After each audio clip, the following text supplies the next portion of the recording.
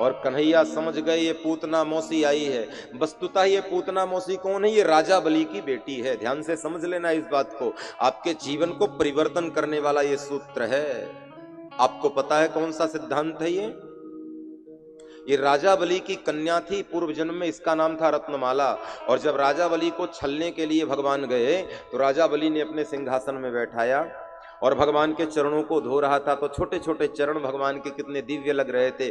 कंधे तक सुंदर अलकावली थी भगवान की, कांधे पर पीतांबर डला था, बिंबा पर जैसे होष्ट मोती जैसे दांत और सुंदर से नेत्र भगवान की कजरारे कजरारे। और ठाकुर जी के सौंदर्य को देख करके ये राजा बलि की कन्या मुग्ध हो गई। और राजा बलि की कन्या जब मुग्ध हुई तो राजा बलि की कन्या के मन में विचार आया, ये बालक कितना सुंदर है, इसकी माँ कितनी भाग्यवती होगी, कितना अच्छा होता मैं इसकी माँ होती और ये मेरा बेटा होता और मुझे स्तन पिलाने का सौभाग्य प्राप्त होता। ऐसी कामना राजा बलि की कन्या रत्नमाला के मन में आई। लेकिन जब भगवान ने दो पग में त्रैलोक नाप लिया ना, राजा बलि को कंगाल कर दिया, तो राजा बलि की कन्या रत्नमाला को गुस्सा आ गया, क्रोध आ गया।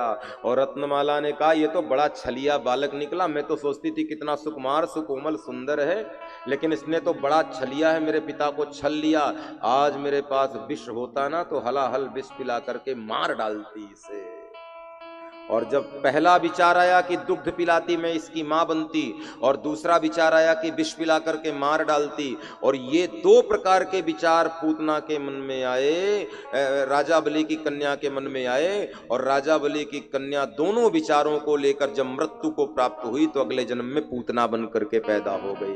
भगवान ने कहा तेरी दोनों इच्छाएं पूर्ण कर देता हूं। और आज मेरे गोविंद के सन्मुख आई है, स्तनों में विष लगा करके आई है। भगवान ने सोचा ठीक है मौसी, विष भी पिला लो दूध भी पिला लो, दोनों इच्छाएं पूर्ण कर देते हैं। और आ गई कन्हैया के झूले के पास, आ गई लाला के पालने के पास। और जैसे मेरे गोविंद के पालने के पास आई, मेरे ठाकुर जी ने दोनों नेत्रों को बंद कर लिया।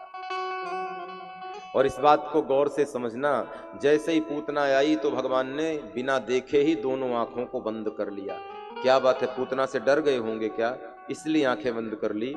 बोले नहीं, आंखें भगवान ने इसलिए बंद की कि भगवान ने मन ही मन विचार किया, हमने तो सुना था कि ब्रज में जाएंगे, गोकुल में जाएंगे तो लोग माखन खिलाएंगे, दूध खिलाएंगे, दही खिलाएंगे, मिश्री खिलाएंगे, सुंदर लड्डू पेड़े खिलाएंगे। लेकिन कमाल है, अभी तो हम 6 दिन के ही हुए हैं और विष पिलाने वालों की लाइन लगी हुई है। इस चक्कर में मेरे गोविंद ने आंखें बंद कर ली। एक महात्मा बहुत प्यारा भाव बताते हैं, एक संत कहते हैं कि पूतना को भगवान ने देखा नहीं, बिना देखे ही मेरे गोविंद ने आंखों को बंद कर लिया।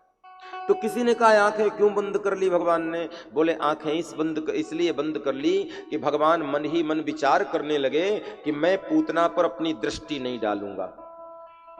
बोले क्यों?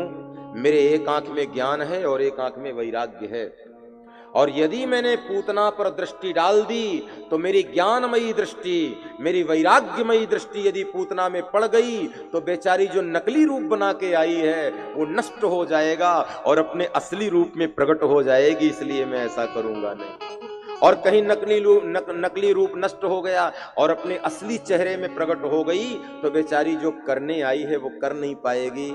और कन्हैया ने सोचा किसी के काम में बाधा डालने की हमारी आदत नहीं है, मौसी जो करने आई है उसको कर लेने दो, किसी के काम में रुकावट क्यों पैदा करें हम। इस चक्कर में मेरे गोविंद ने आंखें बंद कर ली।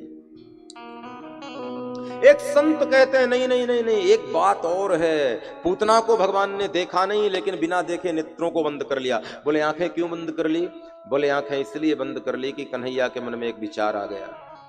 कन्हैया ने सोचा कि पूतना तो मेरी शरण में आ रही है, अब मेरे हाथों से मारी जाएगी, तो स्वाभाविक है मेरे हाथों से जो मरेगा उसे मुक्ति तो देना ही पड़ेगा। भाई भगवान के हाथों से मरोगे तो भी मुक्ति और तरोगे तो भी मुक्ति, वहां तो आ जाओगे। अब गंगा में चाहे धोखे से गिर जाओ चाहे श्रद्धा से गिरो भैया, गंगा में गए तो मुक्ति, क्योंकि गंगा का स्वभाव है पावन कर देना, पवित्र कर देना। अच्छा ईमानदारी से बताओ, अग्नि में मंत्र पढ़ करके हाथ डालोगे, हे अग्निदेव भगवान हम आपकी रोज पूजा करते हैं, हम आप में हाथ रख रहे हैं, तो भी क्या होगा? जलोगे ना। और धोखे से चला जाए तो जल जाओगे ना। अच्छा चलो अग्नि की छोड़ो, साखिया विष दे दिया जाए आपको, हलाहल विष, सल्फास, और दाल चावल के साथ धोखे से मिला के खाओगे तो क्या होगा? मर जाओगे ना। और चाय में डालकर पियोगे जानकर तो भी। इसका मतलब क्या है? विष का काम है हर हाल में मार देना।